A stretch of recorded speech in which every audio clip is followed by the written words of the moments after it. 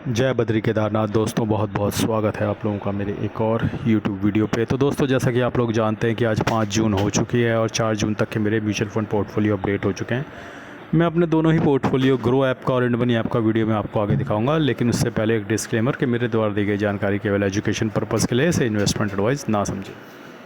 तो दोस्तों अगर बात करें मेरे ग्रो ऐप के म्यूचुअल फंड पोर्टफोलियो की, तो आप देख सकते हैं कि कल इसमें लगभग 10,000 रुपये का नोशनल गेन हुआ है और इस गेन के सहारे अब जो मेरे टोटल रिटर्न हैं वो बढ़कर पहुंच गए हैं लगभग 48,203 रुपये। तो इससे पहले कि कोई अपना व्यू बनाए और राय बनाए और नेगेटिव कमेंट दे, उससे पहले ही मैं ये बात क्लियर कर देना चाहता हूँ कि ये पोर्टफोलियो मैंने 2024 में बनाया और इस पोर्टफोलियो में म्यूचुअल फंड टैक्स हार्वेस्टिंग होती रहती है। म्यूचुअल फंड टैक्स हार्वेस्टिंग का मतलब है कि जिन 1 साल से ऊपर होल्ड किए हुए म्यूचुअल फंड में प्रॉफिट होता है, उस प्रॉफिट को बुक करके मैं दोबारा बाय कर लेता हूँ, ताकि हर साल मिलने वाले 1,25,000 के long term capital gain exemption को मैं यूटिलाइज़ कर सकूँ। उसकी वजह से आपका एक्सआईआर और सीएजीआर इम्पैक्ट हो जाता है। तो आपकी जानकारी के लिए बता दूं कि इस पोर्टफोलियो में अभी लीड कर रहा है कौन स्मॉल कैप, जिसमें लगभग 21,000 का मुनाफा चल रहा है। Bank of India small cap 9,000 का मुनाफा, एचडीएफसी मिड कैप जिसमें 8,000 का मुनाफा चल रहा है, और एडलवेज मिड कैप जिसमें 9,000 लगभग 10,000 का मुनाफा चल रहा है। तो कई लोग मुझे कमेंट कर रहे थे, भैया इतना प्रॉफिट अवेलेबल है, आप इसको अभी बुक करके दोबारा री इन्वेस्ट क्यों नहीं कर देते? कर देंगे, कोई टेंशन नहीं है। देखो, जल्दबाजी करने की कोई ज़रूरत नहीं है, अभी बहुत समय पड़ा है। अभी हम सिर्फ जून के महीने में, अभी 31 मार्च 2027 तक का मेरे पास समय पड़ा हुआ है। तो मैं आराम से इनमें LTCG mutual fund tax harvesting कर दूंगा, इसमें कोई टेंशन की बात नहीं है। और नीचे भी आप देख सकते हैं कि एडलवेज मिड कैप है और HSBC large and mid cap है, कोटक मिड कैप है, Quant large and mid cap, Edelweiss US technology fund है, आपका Bandhan large and mid cap है, बंधन स्मॉल कैप है, निपॉन इंडिया है, कॉन्ट इंफ्रास्ट्रक्चर है। तो काफ़ी सारे फंड्स आपको नीचे नज़र आ रहे हैं, तो आपको दिखते रहेंगे। और आखिरी में कुछ नेगेटिव वाले फंड भी हैं जिनमें अभी तक कोई खास मुनाफा नहीं बना है। तो आइए चलते हैं अब मेरे इंड मनी ऐप के म्यूचुअल फंड पोर्टफोलियो पे। वहाँ पे भी हल्की म्यूचुअल फंड टैक्स हार्वेस्टिंग है, बहुत ज़्यादा नहीं है। ये पोर्टफोलियो मैंने 2025 में बनाया। तो आप देख सकते हैं कल इस पोर्टफोलियो में मुझे लगभग 4,600 रुपये का नोशनल गेन हुआ है। मुनाफा यहाँ बढ़ के 35,000 रुपये हो गया।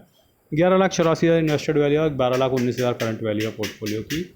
आप देख सकते हैं bank of India small cap पिछले 1 साल से इसमें एसआईपी चल रही थी। फिलहाल एसआईपी बंद हो चुकी है इसमें, लेकिन अभी ज़्यादा समय नहीं हुआ इसकी एसआईपी बंद किए हुए, लेकिन बहुत ज़बरदस्त इसने रिटर्न दिए हैं पिछले 1 साल के एसआईपी में, लगभग 17.5%।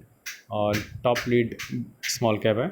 इन्वेस्टको इंडिया स्मॉल कैप हालांकि दूसरे नंबर पर नज़र आ रहा है, लेकिन इसमें मैंने डिप में कुछ बल्क बाइंग भी की थी, यानी कि लमसम डाल के, तो ये इतने अच्छा परफॉर्म नहीं किया जितना अच्छा यहाँ पे नज़र आ रहा है। लेकिन अभी फ़िलहाल ये सेकंड नंबर पे नज़र आ रहा है। यहाँ पे इन्वेस्टको इंडिया मिड कैप है और आपका निपॉन इंडिया मिड कैप है, और बाकी और भी म्यूचुअल फंड्स है। एक बार आपकी नज़र पड़वा देता हूँ ताकि आप देख सकें और किन किन म्यूचुअल फंड्स में मैंने निवेश किया है और उनमें कितना कितना परसेंट रिटर्न बन रहा है। सबसे नीचे आपको नज़र आएंगे आपके प्यारे और दुलारे मोतीलाल ओसवाल मिड कैप और टाटा स्मॉल कैप, जिससे आजकल सभी दुखी हैं। तो टाटा स्मॉल कैप ने काफ़ी जंप मारी है पिछले कुछ समय में, वो पॉजिटिव में आने को बेकरार हो रहा है। और ये तो अच्छी खबर है कि टाटा स्मॉल कैप ने जंप मारी और वो पॉजिटिव में आने को बेकरार है। लेट्स सी कि मोतीलाल ओसवाल मिड कैप भी ऐसा कुछ करे। और आज कौन कौन सी एसआईपी मेरी कटी है उस पर एक बार नज़र मार लेते हैं। तो एसआईपी आज कटी एडलवेज मिड कैप की और इन्वेस्टको इंडिया मिड, नहीं सिर्फ एडलवेज मिड कैप वाली एसआईपी मेरी आज कटी। आइए चलते हैं अब अपने ईटीएफ के पोर्टफोलियो में, देखते हैं वहाँ क्या स्थिति रही। और ईटीएफ के पोर्टफोलियो में दोस्तों जैसा कि आपको पता है कि कल मैंने रिलायंस का शेयर ले लिया था और ज़्यादा नहीं 4-5 क्वांटिटी ही ली थी, और आज थोड़ा सा मुझे मौका मिला उसे एवरेज करने का, तो मैंने एवरेज कर लिया। तो आज देख सकते हैं आप रिलायंस के 2 शेयर और ले लिए। रिलायंस का शेयर महंगा है तो एक दो शेयर करके लेना ही ठीक है उसको, और रिलायंस को मैं म्यूचुअल फंड ही मानता हूँ। तो इस पोर्टफोलियो में आज लगभग 147 रुपये का लॉस हुआ है। रियल्टी ईटीएफ में आज काफ़ी तेज़ी रही, और काफ़ी तो नहीं, ठीक ठाक तेज़ी रही, और बाकी जगह देखो कुछ लाल कुछ हरा, कुछ लाल कुछ हरा सिचुएशन दिख रही है। तो 12% के नुकसान में ये पोर्टफोलियो 2,87,000 इन्वेस्टेड वैल्यू है, 2,52,000 करंट वैल्यू है पोर्टफोलियो की। तो अभी कोई भी ईटीएफ या पुराना शेयर जो है अभी प्रॉफिट में नहीं है, आपको यहाँ पे नज़र आ रहा है। तो आइए चलते हैं अपने इंडिसेस वाले पोर्टफोलियो पे और देखते हैं कि आज कितनी उम्मीद है हमारा म्यूचुअल फंड पोर्टफोलियो अप या डाउन जाने की। तो निफ्टी 50 तो 0.21% की गिरावट के साथ बंद हुआ है। वहीं मिड कैप 50 0.38% की गिरावट, मिड कैप 100 0.35% की गिरावट, मिड कैप 150 0.29% की गिरावट के साथ बंद हुआ है। वहीं स्मॉल कैप 100 0.06, स्मॉल कैप 50 0.05 और स्मॉल कैप 250 पॉजिटिव में बंद हुआ है 0.01। तो ब्रॉडर इंडेक्स जो है स्मॉल कैप में वहाँ पे स्ट्रेंथ लगातार बरकरार है और यही वजह है कि Tata small cap, bank of India small cap लगातार अच्छा प्रदर्शन कर रहे हैं गिरती हुई मार्केट में भी। Bank of India small cap top and में है और टाटा स्मॉल कैप बॉटम में है, लेकिन दोनों ही फंड्स चल रहे हैं और लगातार आज भी उम्मीद है कि उनमें पॉजिटिव रिटर्न बनना चाहिए। तो मैं कल भी ये बात बोली थी और आज भी ये बात बोल रहा हूँ कि स्मॉल कैप और मिड कैप सेगमेंट में स्ट्रेंथ मौजूद है। बिकवाली हो रही है लार्ज कैप में। अब बिकवाली हो रही है लार्ज कैप में क्योंकि एफआई बेच रहे हैं और एफआई जनरली लार्ज कैप खरीदते हैं। तो अगर एफआई की बिकवाली हो रही है, अगर वो खरीदते ही लार्ज कैप है तो बिकवाली भी लार्ज कैप में ही होगी, जाहिर सी बात है। तो लार्ज कैप में बिकवाली हो रही है और मिड कैप स्मॉल कैप उनके पास ज़्यादा होते नहीं है, तो उसमें ख़रीदारी हो रही है अपने डीआईएस द्वारा।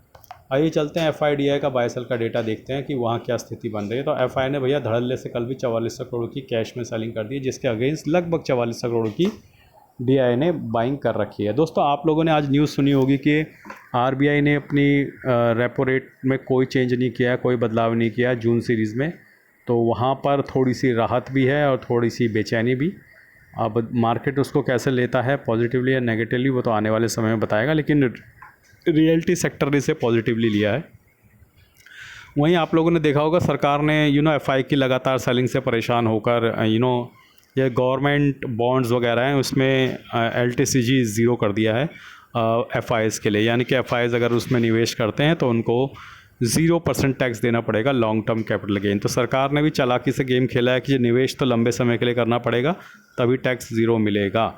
अब उसका क्या फ़ायदा होता है या नहीं होता, आने वाले दिनों में पता चल जाएगा। अगर कुछ विदेशी निवेशक भारत में आते हैं उन बॉन्ड्स में निवेश करने के लिए, तो सबसे पहली बात तो डॉलर इंडिया में आएगा। डॉलर इंडिया में आएगा तो डॉलर के अगेंस्ट हमें रुपी देना पड़ेगा, ख़रीदना पड़ेगा उन्हें, और डॉलर के अगेंस्ट रुपये आएगा तो डॉलर भारत में आएगा। इससे हमारे रुपी को स्ट्रेंथ मिलेगी।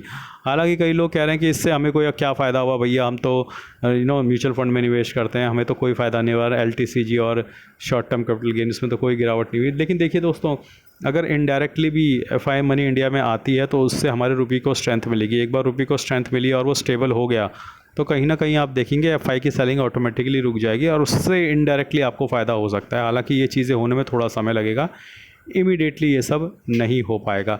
अपनी एसआईपी लगातार चलाते रहिए। जोश में आकर बहुत ज़्यादा लमसम एक ही झटके में डालने की बिल्कुल भी कोशिश मत कीजिएगा।